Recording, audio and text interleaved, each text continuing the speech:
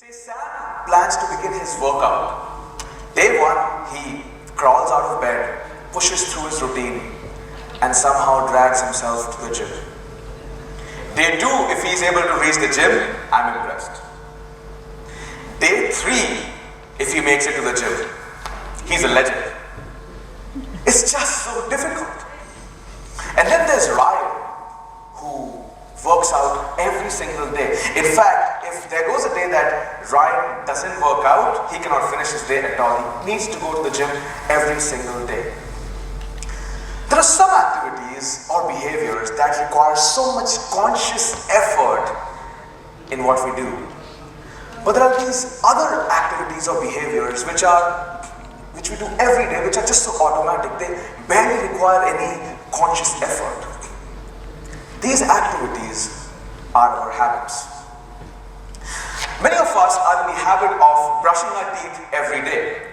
I say many of us and not all of us because I know some of us think that mint chewing gum is a good substitute to brushing, but other than that, for us who are in the habit of brushing every single day, rain or sun, no matter how busy we are, we never think about skipping brushing as an activity. We cannot start our day unless we brush our teeth. There are some of us who are in the habit of smoking. And rain or sun, no matter how busy we get, if we're in the habit of smoking, we won't remember the last day that we went without having at least one cigarette. Now, it's important to understand how these habits are formed because these are automatic behaviors or activities which do not require any conscious effort. So a good automatic behavior or activity every single day yields large positive changes in life. And the opposite is true for bad automatic behaviors every day. So good habits and bad habits. Good habits drive success. All of us know somebody who's successful because of his or her good habits. Bad habits drive doom. And all of us know somebody who otherwise being very smart but destroyed his or her life because of bad habits, alcoholism, gambling, whatever it is. So if we are to take control of our lives, then we need to take control of our habits. We need to build the right habits and we need to undo the wrong habits. But before we can discuss how to do that, let us first understand how habits are really formed. So any new activity that we are doing involves a lot of small decisions that we have to take to implement that activity. Take the example of Sam once again, of the activity of going to the gym or working out. The alarm rings, whether to snooze it and go back to sleep or wake up. Whether to crawl out of bed or slide back into the sheets. Whether to actually go to the gym or settle for something easier. Each of these small decisions are taken in a part of the brain called the prefrontal cortex.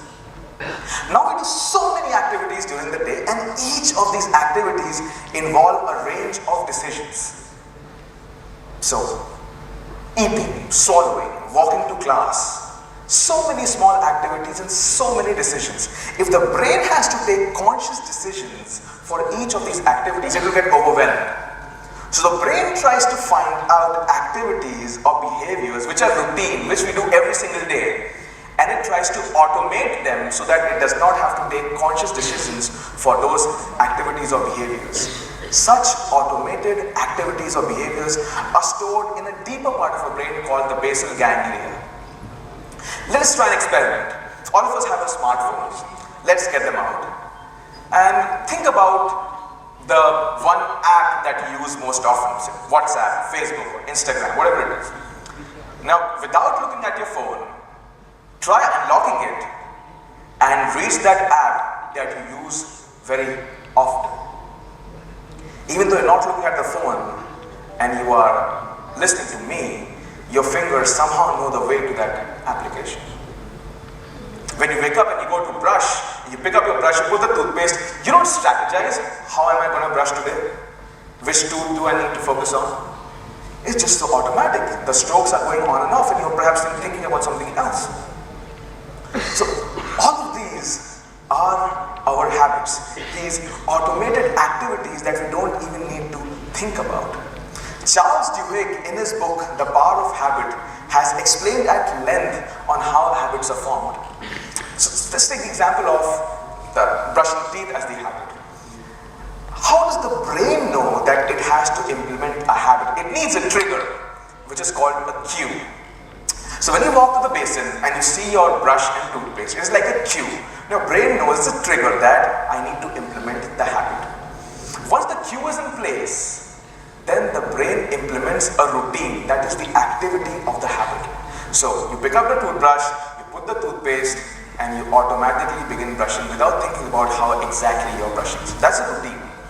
Now once the brain has implemented a routine, it is looking for a reward in exchange for the routine that it has implemented. So the nice, fresh, minty feeling that you feel in your mouth after you've done brushing your teeth, that's the reward that the brain is seeking. So any habit or activity begins with a cue, goes through a routine, and ends with a reward. Now that we understand how habits are formed, let us see what do we exactly need to do to build good habits in our lives. The number one most important thing that I learned about good habits, I learned it from smokers. As ironic as that sounds, just last year I conducted an experiment with 70 smokers. I went to them individually and I asked them one simple question, and that was, how did you like the cigarette when you smoked for the first time? 64 of the 70 participants told me that it was a bad, bitter taste, it felt burnt, they didn't like it at all. But because they kept doing it for a while, today they cannot go a single day without smoking at least one cigarette. I learned that discipline is very similar to cigarette addiction. In the beginning, when you're trying to implement something new in your life, maybe fitting in a workout, reading a few pages of a book, or waking up at 5 a.m., whatever it could be, the initial phase is very difficult. But once you've passed the initial phase, you cannot live without it. It becomes an addiction. So discipline is an addiction, it's just hard to get addicted to. So number one most important aspect of building a new habit is breeding discipline in our lives. But how to do that sounds difficult to do. What are the steps? What do I need to do right now? So the challenge is, suppose we decide a goal for ourselves. For example, that I will lose 15 kgs in the next 10 months. That's the goal that I decide for myself. Now, I decide the goal, I'm motivated towards it for a week or two, but then it fizzles out. I'm going back to doing what I was doing, eating what I was eating. Because the challenge is, within a couple of weeks when I don't see the result, it feels as if this is a mountain that I have to climb. Oh, 15 kgs in 10 months. What we need to do is to break that goal in milestones.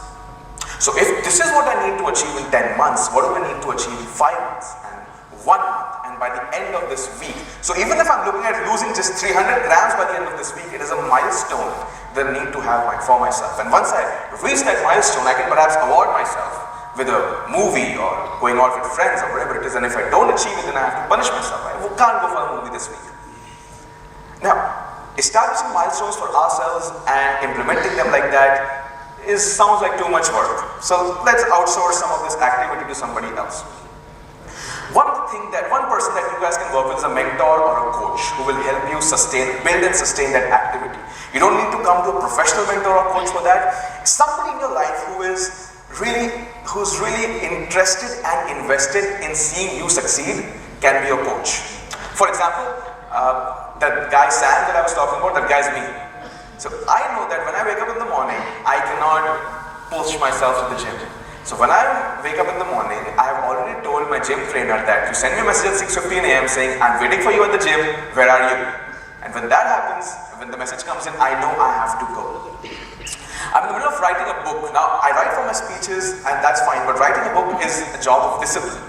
And it always takes the last priority. I always tell myself I got too busy, this and that. But now there are two friends of mine, every evening I have to update them on what exactly I did in the progress of the book today. Because I have to do that, I stick to my habit of investing at least 1 hour in writing that book. So have a mentor or a coach in your life, somebody who's really invested in your success. Other than mentor or coach, you can have a buddy. For example, somebody who wants to build a similar habit that you want to build. So if you want to go to the gym or get fitter or start running, then if you're going to do it alone, at times you might have low days, you might not feel like getting out of bed, you might feel like sleeping a little more. But if you have a group, even if one person or two or three more people, then together you're moving towards that goal. So if today I am not in the mood to go to the gym, but suddenly my friend calls me up, hey man, I'm waiting for you below downstairs, where are you? I might need to push myself a little more, and once I reach the gym, I do the workout. So it continues. And at times, he might not feel like getting out of his bed, and you will push him. So having a buddy system, having that synergy amongst yourselves. So find the serious group for yourself for the habit that you're trying to build, and then go ahead. And the final is a why iteration. So when you begin to do something, you have a very strong why of why you want to do certain things. For example, in the talk just before us, we saw that a student learned a new song in a very short span of time because his why was very strong in impressing that girl. So when we begin to do something, our why is very strong, but 1 or 2 weeks into what we're doing, fizzles out. So every single day, and this requires just 5 seconds of your day, but none of us do it at all. And that is reminding ourselves on why we really began doing something. Takes 5 seconds, I go in front of the mirror and tell, I'm not going to look like this on 15th of October. I got to get fit. Takes 5 seconds, but reminds me every time I feel like not going to the gym, I remind the promise that I made to myself in the morning. A very small change, but large impact. So these are the things that we can do to implement a new habit. But the challenge that a lot of us are facing is, I have a bad habit. How do I undo that? So how do we do that? Let me take an example. Let me take a case study of one of my clients who was, so let me tell you a bit about him. He's a manager, I think 35 or 36 years old as of today, must be 34 or 35 when we worked with him. He's been smoking since the last 8 years. And when we started working together, he said that one of the things that he wishes to achieve is quit the habit of smoking. He said he's tried it multiple times, not being able to do it. I'm like, okay, when do you want to quit it? He's like, I just want to quit it. Like, no, we have to define a timeline for ourselves. When do you really want to quit smoking? It's like, okay, like, I'll give myself 3 months in which I want to quit smoking. I was like, alright, so pick up your laptop and write an email that as of this date, that's 3 months from today, I will quit smoking. And he sent that email to everybody on his team and everybody in his family. And everybody said saying, all the best, we are with you. Now he has made for himself a peer pressure, a social pressure. Everybody's going to be asking 3 months later, hey, what's up with the smoking habits? You know, and now he's under pressure of getting away with the smoking habits. This is the number 1 thing that we did.